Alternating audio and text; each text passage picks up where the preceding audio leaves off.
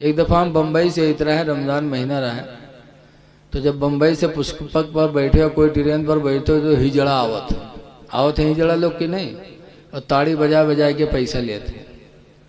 तो हम बैठे रहन, सब लौंडे पैंट शर्ट वाले नौजवान बैठे रहे, सबके कोनो गाल उमेट के कोनो के झपड़ियाई के पैसा वसूली, ताड़ी बजा बजा हमसे नहीं बोले। तो जब चले गए तो वो सब कहा थे हमारा साहब आपसे नहीं मांगी। तो हम कहा सब अपने अपने स्टाफ में काम करा था, अपने अपने स्टाफ से सबका फायदा मिला था। अगर हमू का अपने स्टाफ के समझे तो हमू से कहा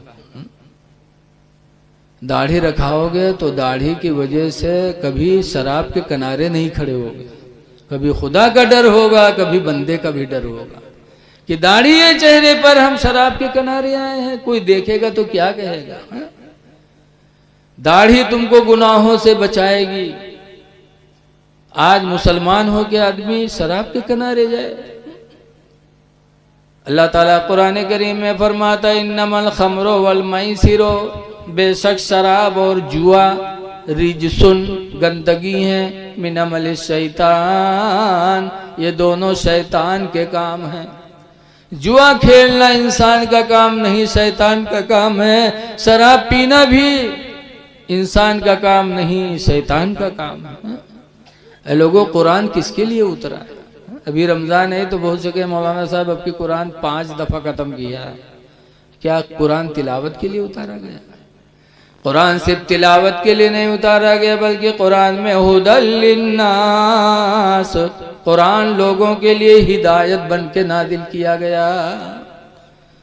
कुरान हिदायत के लिए उतरा है। जब कुरान पर अमल करोगे तो अल्लाह राजी होगा, सिर्फ पढ़ने से थोड़ी राजी हो जाएगा। जब पढ़ रहे हो कि शराब और जुआ गंदगी है तो उससे बचो, तब कुरान के पढ़ने का हक अदा होगा।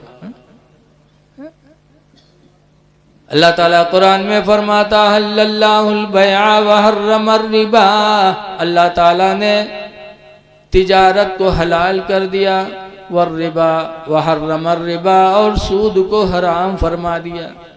और मुसलमानों के सूद खाए। बसरा में एक सेठ थे, अब हबीब नाम के, बहुत बड़े मालदार आदमी थे। तो वो रुपया सूद पर बांटे रहे। तो कि जो रुपया दिया रहा जी का 50,000 दे दे, तो 50 में से नहीं मांगे, जो सुदवा हो उसके ऊपर वाला वसूला करें। कोई 1 लाख दे दी तो 1 लाख में नहीं मांगे, बाकी ऊपर वाला मांगा करें। एक दिन एक भिखारी उनके दरवाजे पर आया, कहा अल्लाह के नाम पर दे दो, मैं बहुत परेशान हूँ। तो हबीब ने कहा सुनो, अगर मैं तुमको कुछ दे दूंगा तो तुम मालदार होगे नहीं, रहोगे गरीब के गरीब ही। और अगर तुम जैसे भिखारियों को मैं देने लगूंगा तो एक दिन मैं तुम्हारी तरह भिखारी हो जाऊंगा, इसलिए मैं तुमको दूंगा नहीं कुछ। वो बेचारा फकीर चला गया। शाम को खाने के लिए जब हबीब बैठे, बीवी ने जब पतीली में खोला तो देखा कि सारे खाने को अल्लाह ताला ने खून से बदल दिया। फेंका, फिर बनाया, और जब बन के खाना तैयार हुआ तो सारा खाना अल्लाह ने खून से बदल दिया। तो बीवी रोने लगी, कहा कुछ नहीं, जो भिखारी दरवाजे पर आया था तुमने उसे दुत्कार दिया तो अल्लाह नाराज हो गया। जाओ उस भिखारी को तलाश करके लाओ, वरना खाना लगता है नसीब से चला गया। हबीब उस भिखारी को तलाश करने के लिए निकले, खिलाओ बुलाए ले। जब निकले तो मोहल्ले के बच्चे कहीं खेल रहे थे। उन बच्चों ने हबीब को देखा तो चिल्लाए, कहा भागो भागो, वो सूद ख्वार आ रहा है, सूद खाने वाला आ रहा है, भाग लो कि कहीं उसका साया हम पर न पड़ जाए कि उसके वजह से अल्लाह उसके साथ हमें भी जहन्नम में न डाल दे, भागो। जब बच्चे भागे तब हबीब के दिल पर ठेस लगी कि मैं इतना गिर गया, इतना जलील हो गया कि मेरे बच्चे वतन के मुझसे नफरत करने लगे। तो दिल में सोचा कि लाओ अब सूद खाने से तौबा कर ले। एक तो धक्का वहां लगा और यहाँ धक्का लगा, तो सूद खाने से तौबा करने के लिए हबीब बसरा के बुजुर्ग इमाम हसन के पास गए।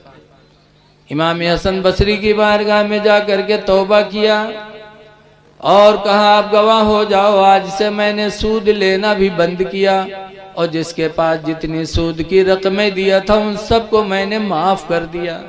अब कुछ नहीं, जो मेरी रकम थी वो भी लेना नहीं है, जो लिया लिया अल्लाह माफ करे, आप गवाह बन जाओ।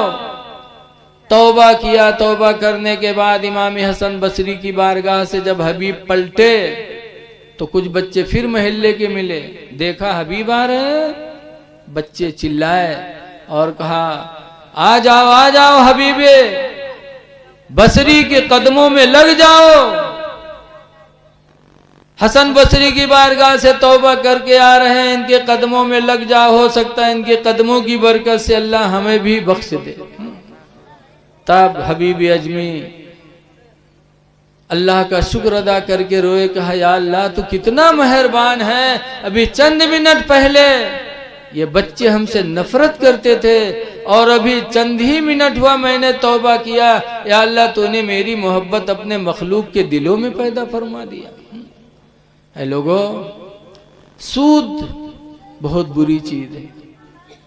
अल्लाह ताला की बारगाह में दुआ करो कि अल्लाह ताला हलाल रोजी अता फरमाए,